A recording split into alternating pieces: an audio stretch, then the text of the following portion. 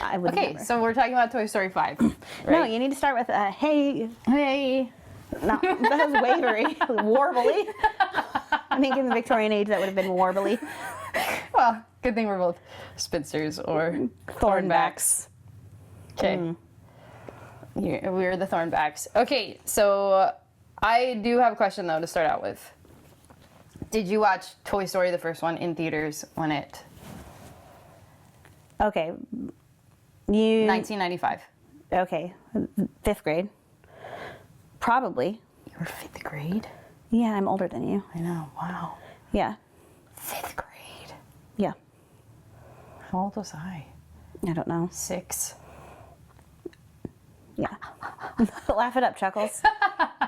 Okay. So, probably yes, because Disney movies coming out then were a massive deal. Right. And my family didn't do like a lot of other, cool things, but one thing we did do that was cool was premieres at Newport Cinemas. Ooh. We sure did. Free Willy, I was there for that premiere. Very nice. Yeah.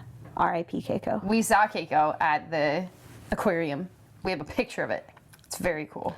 Yeah, I have several siblings pictures. and I. One with, something that shouldn't be shown to small children. Yes. Always. Why? Always. Why was he always doing that? Really horrible. I don't understand. I know. Like, what was even...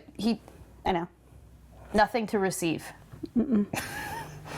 Anyhow. Horrifying. Yes, I did see Toy Story. I don't recall, though. I'm sure that I did. See, I think I did as well. But also, I do recall that I got the toys. I got Buzz and Woody for Christmas. Wow. My dad searched everywhere. Buzz was like the hardest thing to find. And yeah, they made a little joke in the movie. I don't remember if it was this movie or the other one. I think it was the Toy Story 4 or something. I don't know.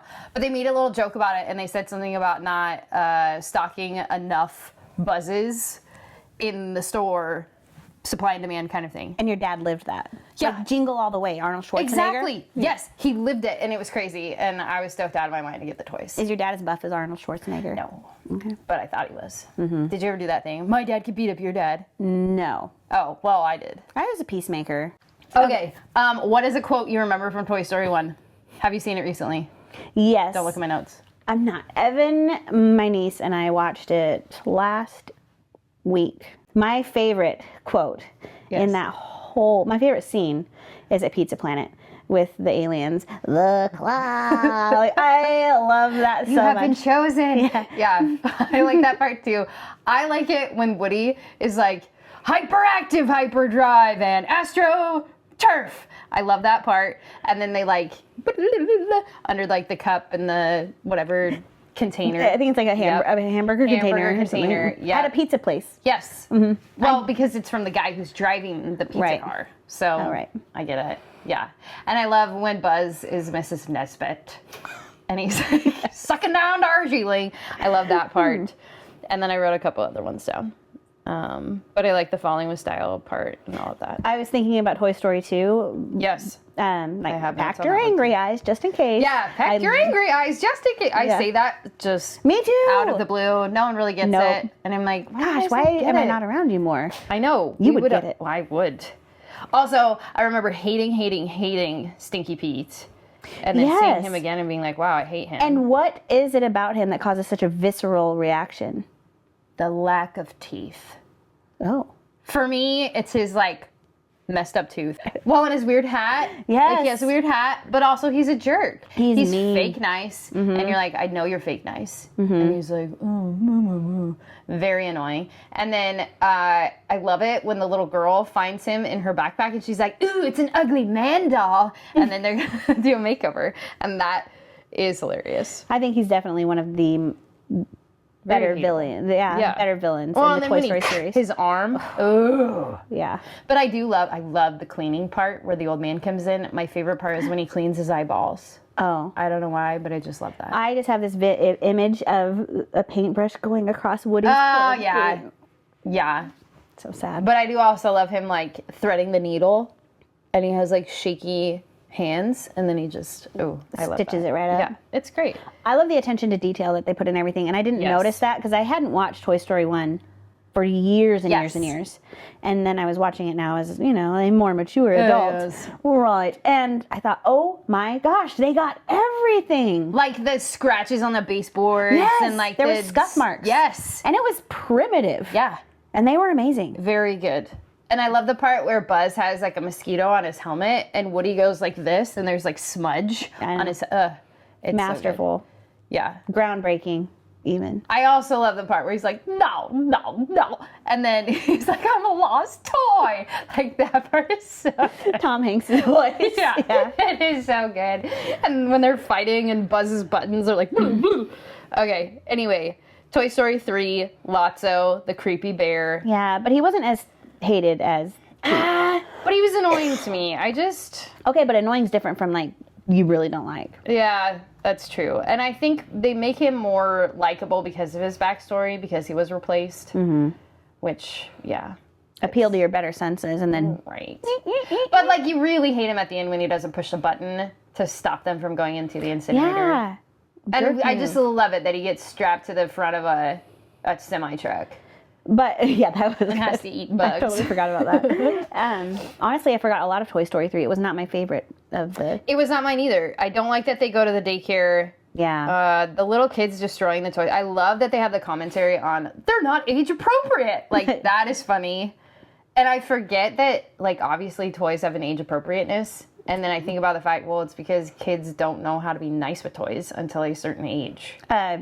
My sister-in-law had to hide all of the toys from Zoe every time they would come visit. Yeah. She was just one of those kids who would just destroy to figure it out. Yeah. And so anything nice got hidden for Zoe. Yeah. The other kids were fine, but Zoe couldn't handle. Crazy. Probably still can't handle. Probably still Zoe can be found tearing apart things. But in a, how does this work way? Not in a, I want to destroy this way. Questionable. Maybe I think both. it could be both. Okay. The other thing that I was thinking about is this is when Andy gives his toys to Bonnie as like I'm going off to college. I gave my toys, my Toy Story toys, to my best friend for her kids. Aww. And I was like, and then I had to text her. I was like, so you're not going to give those toys away, right? Like when you're done with them, you're going to give them back? She's like, yes, don't worry. I will give them back. And I'm like, well, I hope so. Because I don't want them to, you like feel for your toys after watching these movies. You're like, but those are my toys. Anyway, I have Bullseye and Jessie as well.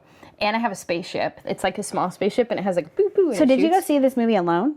Toy Story 5? Yeah. No, I saw it with my friend Tim. Okay. Yeah, you know Tim. Yeah. Yeah.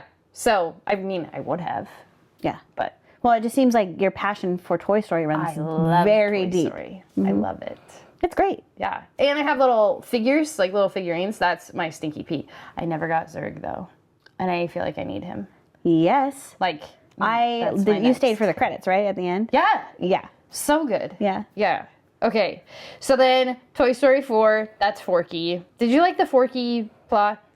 I honestly don't remember it? remember it at all, except I do remember loving Forky as a character. Okay, so the funny part about Forky is he's created because Woody goes to school with Bonnie, even though yeah, in the Dolly, backpack. who's in charge of Bonnie's room, is like, don't go with her. You're not supposed to bring a toy to school. You could get confiscated, which we all understand this. I've done that. Right. As a vice principal. Confiscated toys. I have confiscated toys. cannot Several bring the toys. toys. My office is full of toys. Why is it exactly that you cannot bring your toys? And is it because there's jealousy involved? Is it because it's distracting? Is it like, what is All it? of the above. Mostly the distracting. Yeah. Yeah, because it's not usually just distracting that kid. It's usually distracting like all the kids. Right, because they want it. Yeah.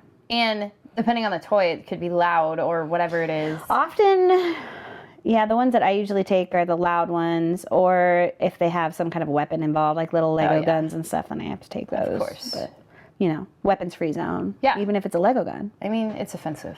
It really is. I usually don't even say bullet points. Oh. What do you call them? Well, Dots? I should not joke about this, but I say they're jot dots. Bullets are offensive. Because I think it's ridiculous. But, I mean, in the reality that we live in.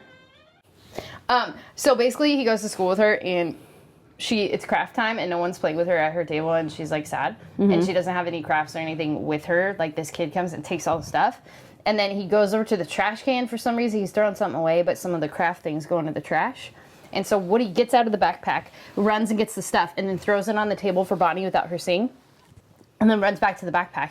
And so then she creates Forky out of the trash. And then Forky thinks he is trash this entire time. Also, it does bug me that his name is Forky, but he is a spork. Right. And they talk about that in the movie. But anyway. Well, I like his wife, Knife. Right. Karen Beverly. She is so good. Fork and knife. That is so funny to me. Anyway, so then he thinks he is trash because he was made from trash. And he keeps trying to go into the trash can. Is Woody's like, no, come back. Oh, right. That's right. He's so important to Bonnie, which is so funny to me. Because, yeah. And then he talks about his purpose. And I do love the undertones or the overtones of, like, this constant narrative of purpose. Of, like, purpose of toys, purpose of trash, purpose of whatever it is. And then you think about, like, what is my purpose? Like, what am I doing? Well, it helps kids really identify. Right. Like, what am I for? Well, and I like that it's centered on the well-being of children, right? And like how they feel. Yeah. And yet that doesn't stop Bonnie from being supremely sad or Andy from being disappointed. Like they still feel these feelings. Yeah. And I kind of like that too. Yeah. Like, it's important that they go through that trial. Yeah. And then Woody has this whole thing. He's like, because at the beginning of the movie, he's in the closet because Bonnie keeps not choosing him. Oh, that's right. And so then he's sad and he's like, what am I here for anyway? Because he used to be Andy's favorite. And now Jessie is Bonnie's favorite. Right. It's a whole thing. And so then he's like, okay, this is my purpose. Forky is my purpose to like keep him out of the trash, keep Bonnie around him, all that kind of stuff. And then, of course, Forky jumps out the RV and they have to go find him and whatever. And then Woody sees Bo Peep's lamp in the window of an antique store. Do you remember the antique store? They're almost back to the RV, and Woody sees the light from her lamp, and he turns and he's like, Bo Peep could be in this antique store. So he takes Forky in with him, and then Gabby, the creepy doll, with the dummies. Yeah. She has, like, multiple dummy minions, and they're, like, the creepy these kind of dummies, and they're, like, walking around. Ugh. They're so gross and zombie-ish when they're walking. It's creepy. I was just thinking of all the buzzes. Yes! Oh, the buzzes are so The buzzes. We'll get there. Anyway, but I do need to say that Duke Kaboom. Oh, yeah. Duke Kaboom, you know who voices him? No. Keanu Reeves. No way. Isn't that great? Yes. I had no idea until I looked it up. Yeah, anyway, Duke Kaboom, he's hilarious. So, blah, blah, blah, everything happens, whatever. But they finally get back to Bonnie, and then Woody's like, okay, I'm going to go with Bo Peep now. Yeah, and then they become these, rogue toy rescuers. Which I love. I love that side quest. Yeah. Okay, Toy Story 5. I was like, what is going on? With all the buzzes? Yeah. I know. I'm like, what? Well, and I thought, they kept not wrapping up that storyline. Yeah. And I was like, okay, wait, it's got to. Yeah, and like, there has to be a payoff. Why do we have these buzzes? What is happening? Why are they on this island? They were hilarious. Command. Star Command. I thought it was weird that they were kind of dumb. I know. Because usually, Buzz wasn't dumb. Buzz was like, no sign of intelligent life anywhere. And then these are like idiots. Well, they were the upgraded version. Well, I'm like, okay, is it this tech thing that's sort of like a hive mind, but also not a good amount of language? But then all of a sudden they have language. And so I'm like, I don't know. It was weird. Yeah. And then, okay, here's the other problem. I could not remember how they figured out that Jessie was their Star Command that they were trying to get to. Do you remember that? Because they saw a picture of her with her sheriff badge. Oh, how did they see the picture? Hold on, give me a second to think through that. Was it the technology at the campground? There's like a laptop, and it's like a ladybug. Campground? Yeah, so remember when they're like running through the woods, and then they see... Oh, they saw the message. The family at the campground, and they take him. And then they took him, and then Okay, good. So that helps. But I can't remember how they, like, figure out how to get to her. They track her somehow, but how did they do that? I don't remember. I don't remember how they track her. I don't know. Okay. Yeah. I do like that they're high-tech. I think that's funny. And then it's funny when they're like, why did we freeze? When that guy was on the docks. And, and they're like, weird. And so they're like realizing you are a toy. You are a toy. Yeah, that's funny. I loved the switch in animation. to like the playing. Oh yeah, when they would do the imagination playing. Yeah. That was really cool. Yeah, and it was just a cool style. Yeah. That's what I meant. Yeah. Like, I mean, I like when they do changes in, like in, is it Inside Out? When they switch, they go into that flat place. Yeah. Yeah. But I really liked just the style of animation for the imagination play. Yeah. That was funny. And then I liked how they changed the script, too, to sound like a little kid Like talking. a little kid. Yeah. It was so funny. Yeah. And the wedding was hilarious. I loved that. Tina. We're already married. I loved Woody's bald spot that kept blinding everybody. That was so funny. Yeah, Luke's like, why does that keep happening? I'm like, he's bald. Luke's like, no, he has hair. I'm like, no, the back of him's rubbed off. Bald spot. It's so funny. And I think that's definitely a joke thrown in there for adults. Yeah. Because it's like, kids kind of get it, but it's like, yeah, Luke had no idea. Yeah. Yeah. I also was so sad for Bonnie when the twins didn't want to play with her. Oh my god! And she like tries to like wave and do something and they're like and then they laugh and run inside. I'm like, oh, they're mean. I know. Well, it just made me feel sad because that's the age of kids that I work with, and I see the little things of this happen all the time where the kids start to realize they're coming out of childhood and into acknowledging that there is another world around them with people who are going to judge them, and then they start judging themselves. Yeah. I'm like, don't do it. Just hang on to yourself. Yeah. Mm-hmm. But also then it's the, like, I'm self-conscious, so I'm going to make you feel bad because I don't want to feel bad, so you'll feel bad first. Mm-hmm. Which is rough. But loved the character Blaze. Yes. Such a good character. Blaze was great. Mm-hmm. And it was really interesting because I'm like, confident yet still sad. How much older is she than Bonnie? Maybe not. Maybe she's just tall. It just felt like she was older, though. She could be tall. It did feel like she's like a year or two older. Yeah. Yeah. Like but still maybe slightly immature, kind of hanging on. She's one of those kids that I feel, okay, don't take this the wrong way, Elliot, but she reminds me of my sister-in-law. Like forces herself, not even forces herself, just like enjoys play and is okay with that. Even as an older person, or when she was a older child, I bet she did. Yeah. That's who I imagine she was. Like, I don't care what you guys think. I'm still going to have fun. Yeah.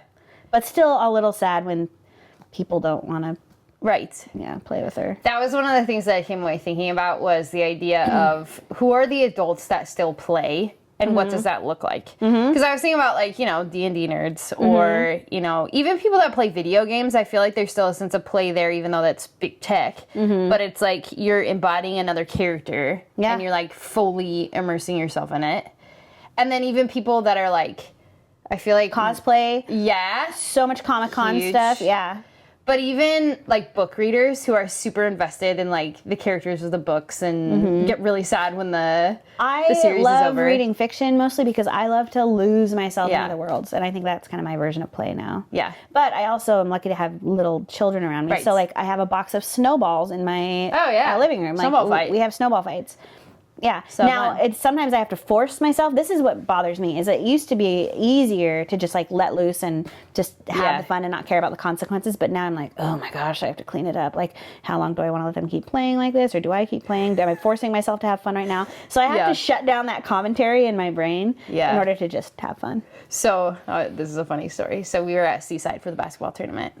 And we had this game where, you know, they always gave us those gross saltwater taffies. Yeah. Ugh. So we had bags of them. I hate them. The kids don't really like them, whatever. So I'm like, we're going to play a game. So we found these huge pots, like boiling pots.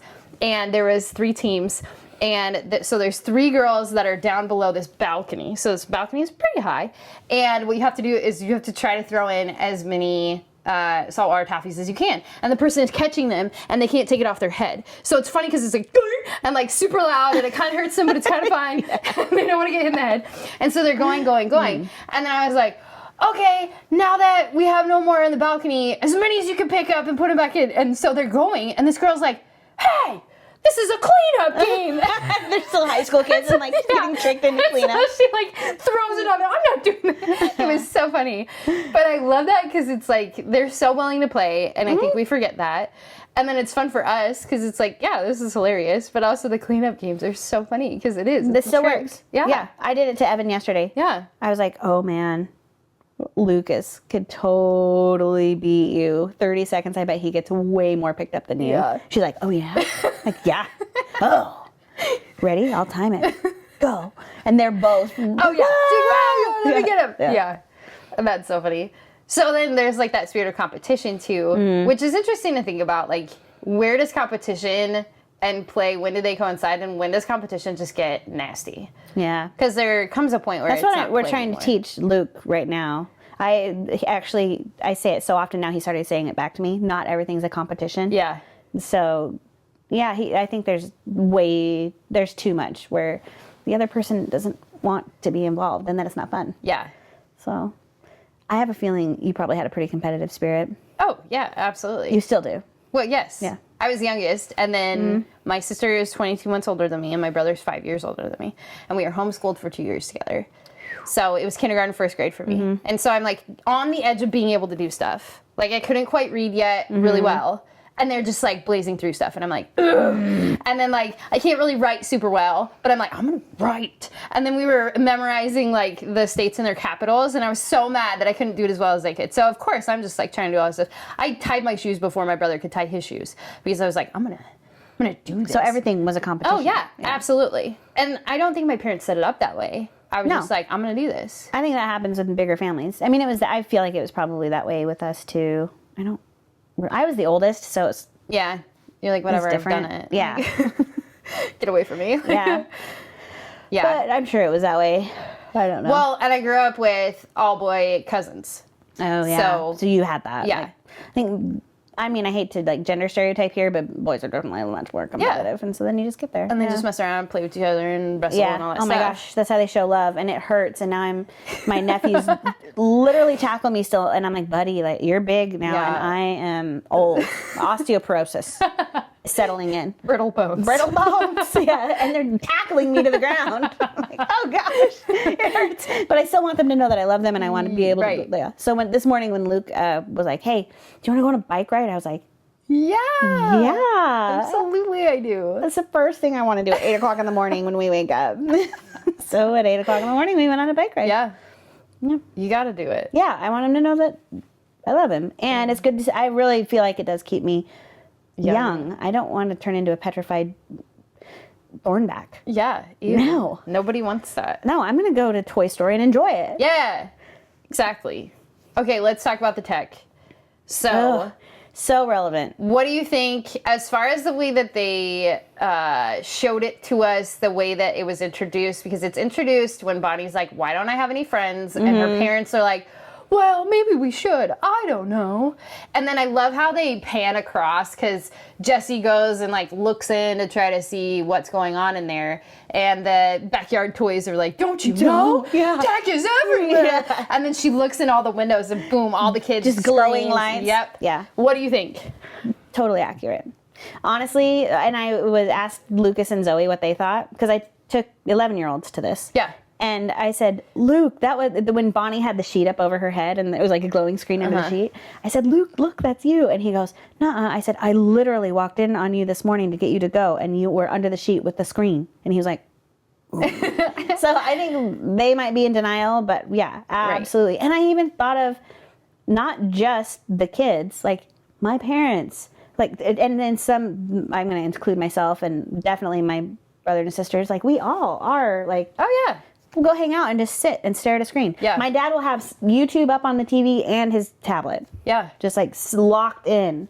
Yeah. And it's like, what for? Like, what are we actually that's doing not here? a real friend. Yeah. But I loved that commentary too. That was super interesting where you can connect super easily, but then Jesse's like, you're not even with them. Yeah. You don't even know if these are good friends. Yeah. Because that was interesting too. It was like are they able to play? Are they able to do the thing that your kid does or likes or whatever? And yeah, you can all play the same lily pad frog whatever game.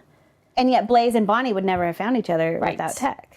Exactly. So that was interesting. And it's like, okay, what is that commenting on exactly? Like, well, I think do it's we just need it now?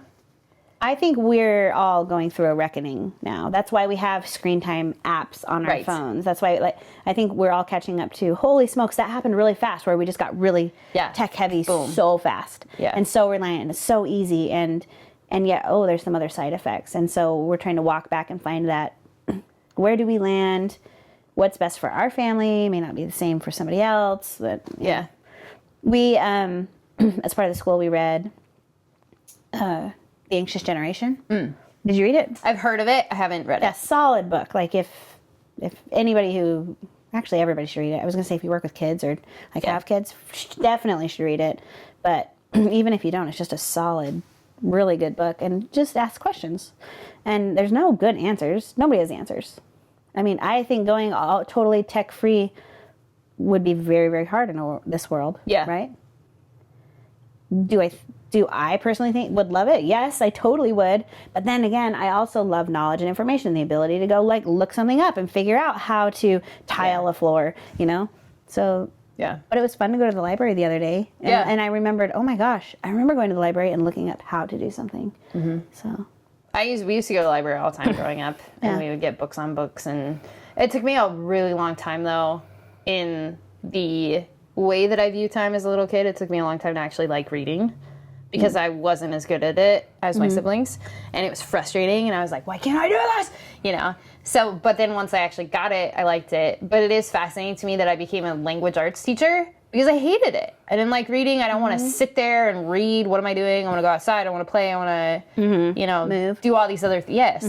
And so it's funny to see myself in this position where I am, but also the class that I love the most is Theory of Knowledge, where we get to do all this stuff. Yeah. And not just sit there and read. And so I think it's interesting to say something about I like learning. yeah. And learning is fun in the realm of language arts, but it's also like, what gets in the way and what do I hate about it? And and then it gets to the point of like technology is causing cheating, or it's causing like an actual lack of learning in many areas, because you can just shortcut stuff. And Yeah.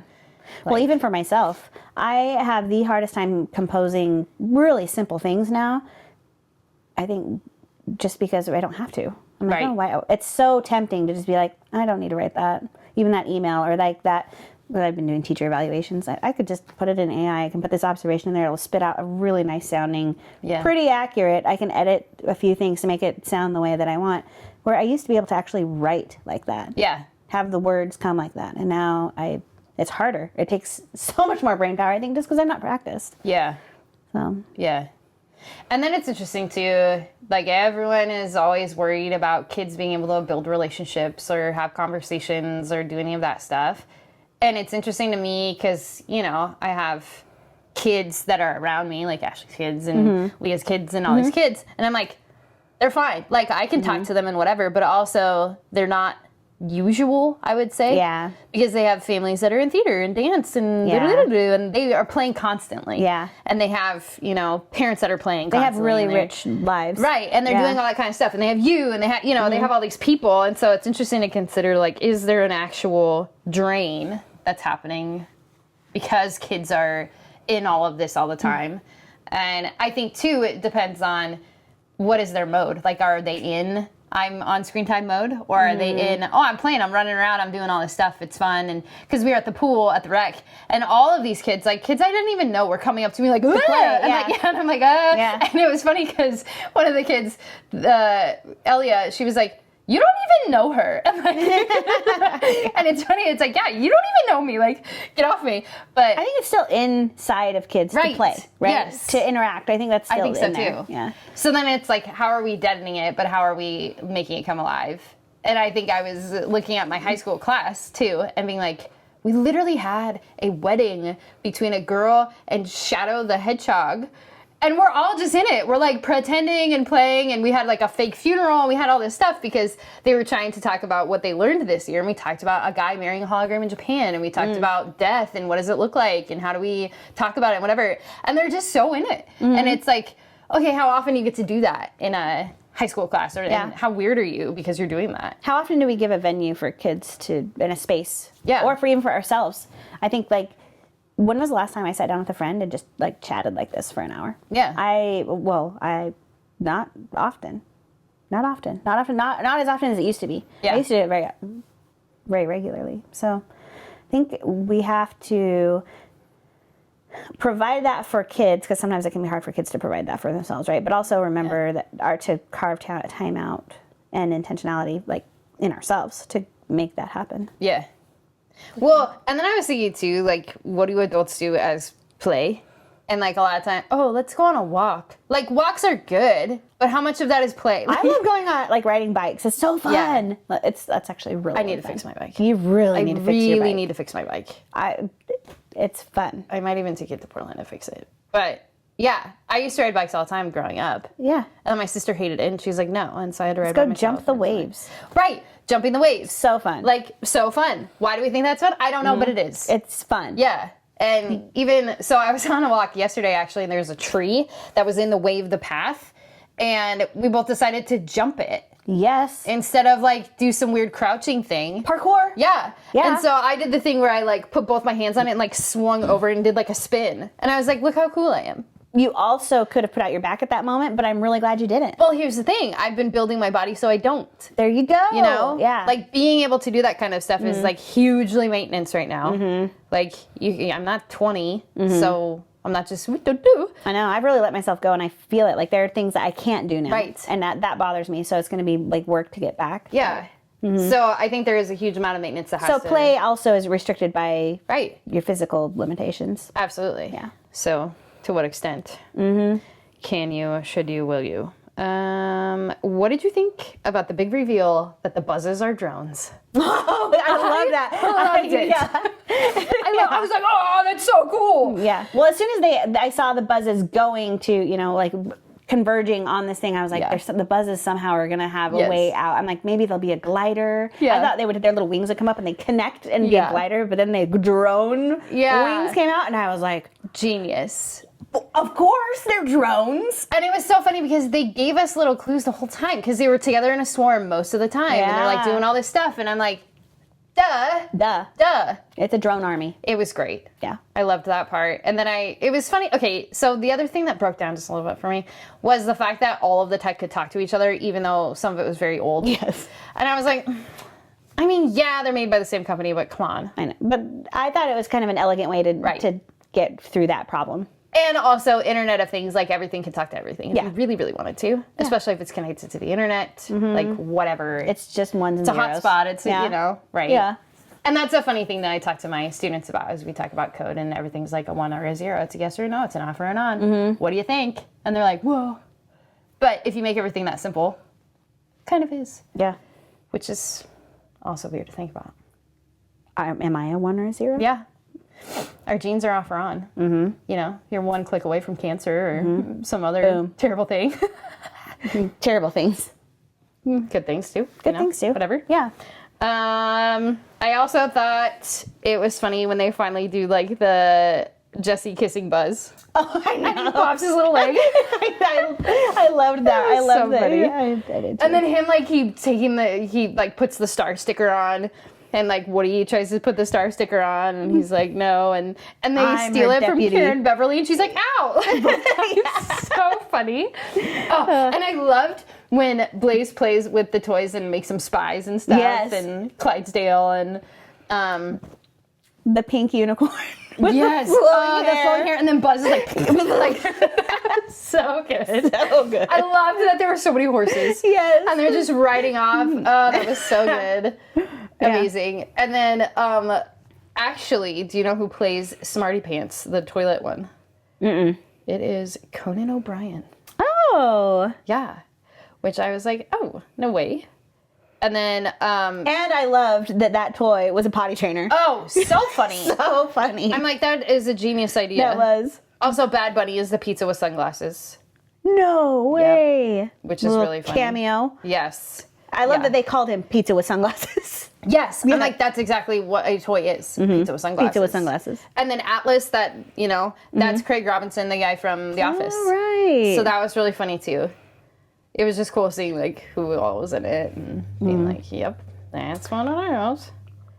And then I liked the wedding. Like, that was really funny. And then it was funny that the kids are playing in the yard and the twins are like, what are you doing? They're like, we're honeymooning. Do you want to come? Like, that was so funny. That. And then I loved the little montage of them like being friends and their parents becoming friends and that whole thing. Through the credits. That was cute. That was really good. And then Zurg.